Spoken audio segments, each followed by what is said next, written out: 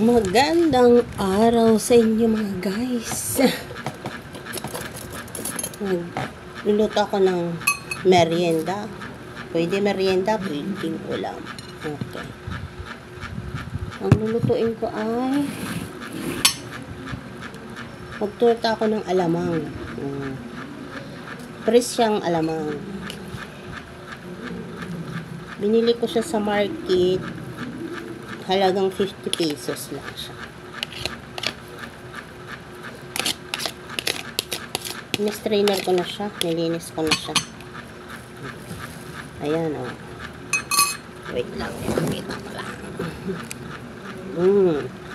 Ayan. Halagang 50 pesos na alamang guys. Hipon. Hipon na maliliit. Ito yung ginagawang bagoong na hipon. Pero ito ay fresh. Lalagyan ko siya ng nakabili ako ng murang celery. Ayan yung dahon. Bawang. Sibuyas. Siyempre nilakihan ko ng ganun. Gusto ko kasi yung may nangangata akong sibuyas. Saka siling green. Yan lang. Ilalagay ko dito at ang pampalasa. Siyempre. Mikos-mikos na natin ng ganyan.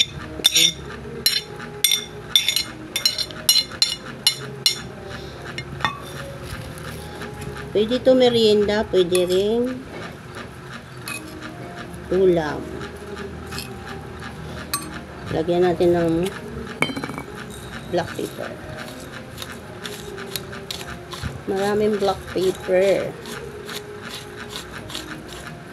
Ayan, maraming black pepper.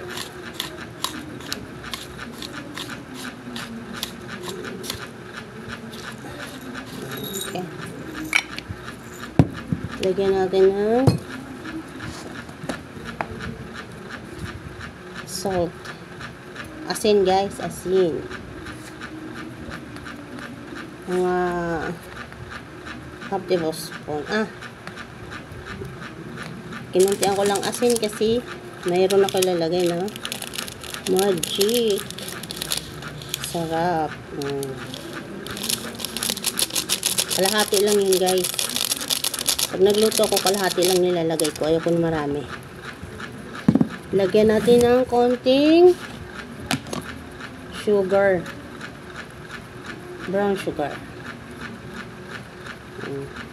Mga 2 teaspoon. Total half tablespoon. Lagyan natin ng itlog isa.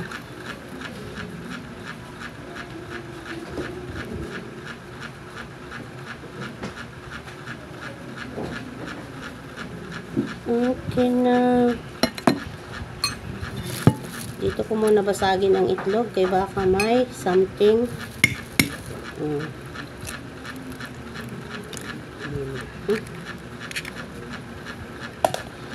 Fresh naman yung egg. Yan. Ilagay.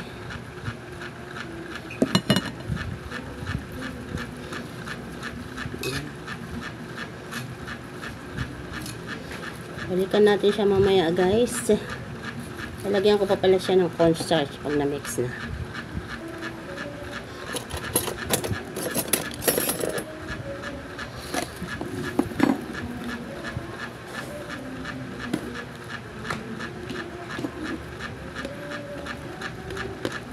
Lagyan ko siya ng cornstarch. 2 tablespoon. 2 tablespoon lang guys. Nikos-nikos.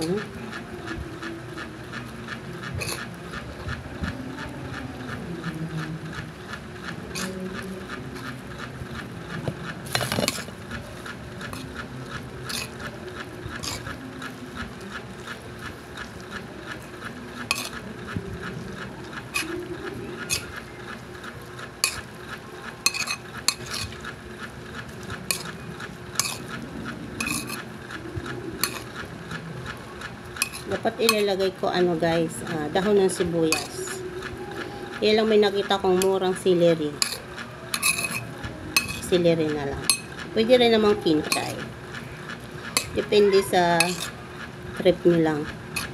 Ako trip ko lang.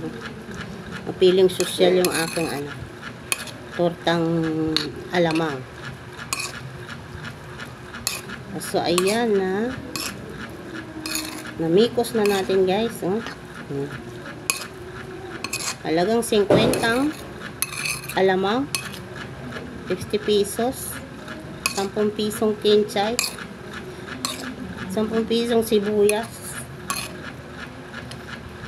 Siyempre, kasama na yung bawang doon. Paminta. Dalawang itlog nilagay ko, guys. Hindi nyo na nakita. Isa lang binasag ko. Dalawa kasi kulang. So, ayan. Tikman natin ng ganun. Okay na siya. Okay na yung lasa. So, ayun, nakahanda ng aking frying pan. Ayun, oh. Bubuksan ko na lang. Ayan, guys. Buksan na natin. Ayan.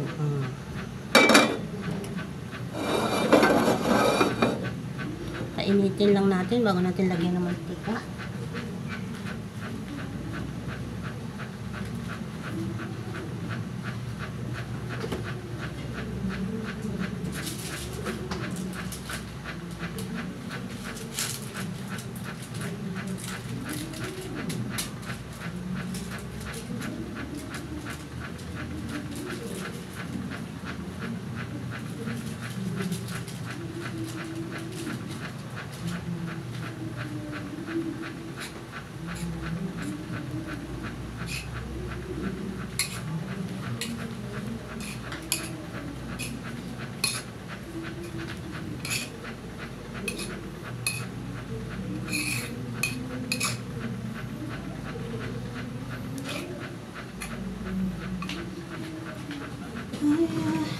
Konting mantika lang.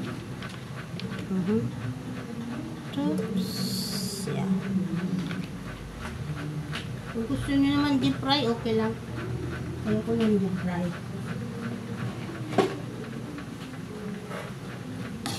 Okay lang siya. Ikos natin siya.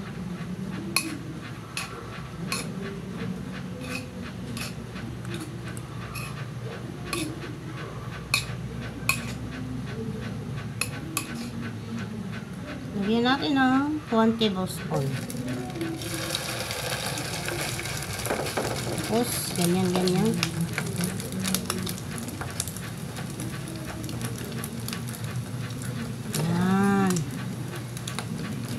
Para numipis lang siya. Gusto ko na manipis siya. Yan.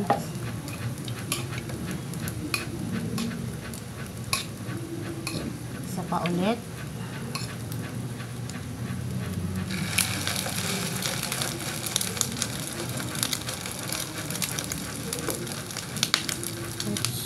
Ingat lang, tumatalsik siya.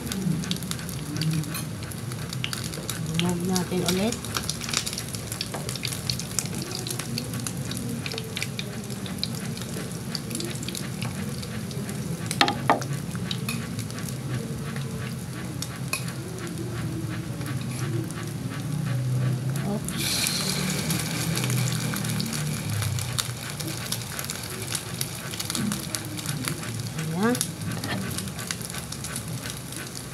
Mamaya na natin siya i-flip, guys, para hindi siya masira. Okay.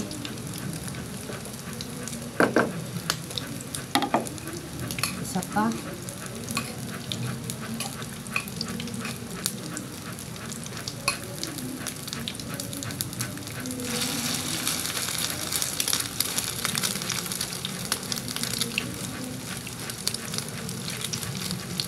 Okay lang yun, kahit hindi siya bilog. Importante manipis lang siyang ganun. Okay, balikan natin siya mamaya. I-flip na natin, guys. Tingnan natin. Ay, mali. Ayan na. Kailangan ganyan na yung likod niya. Para di siya masisira. Okay, ulitin. Diba, hindi siya nasira. Ito pa. Ang galing.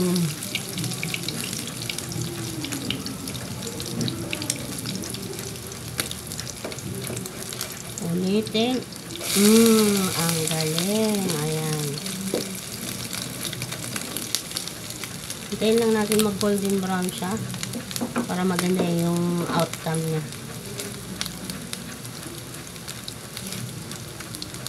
So, balikan natin. Okay, maglagay sa tayo ng second batch. Ayan. Hindi ko siya pipirituhin guys lahat kasi yung iba, mamaya pa kakain. Masarap siya pag bagong luto at mainit.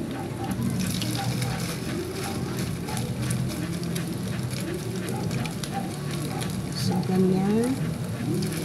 Move lang natin siya doon. 4 din. Bali, 8 lang yung gagawin ko, guys.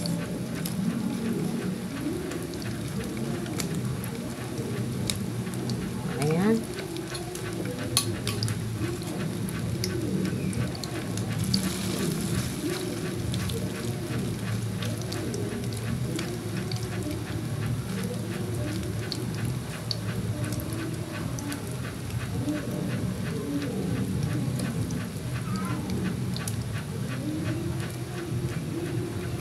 Okay, balikan natin siya mamaya.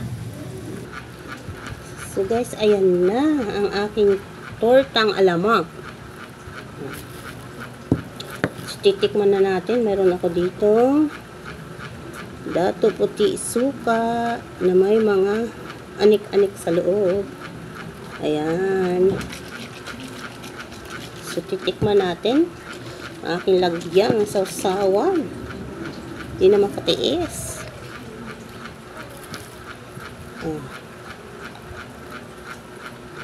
Ayan.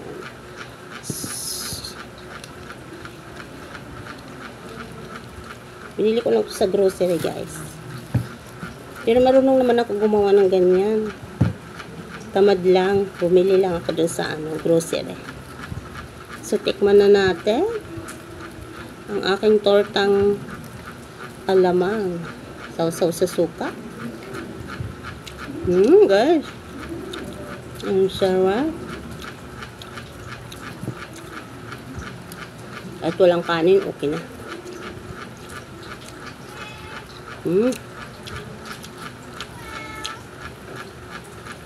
Sarap guys. Try nyo. Wala siyang amoy na mabaho. Kasi yung iba, yung naamoy akong mabaho. So fresh na fresh siya. Ang sarap niya guys. Sarap. Baka maubos ko to. Ang sarap. So bye bye guys. Enjoy. Masarap talaga siya guys. Try nyo. Huwag kayo bibili ng alamang na may amoy kasi luma na yun.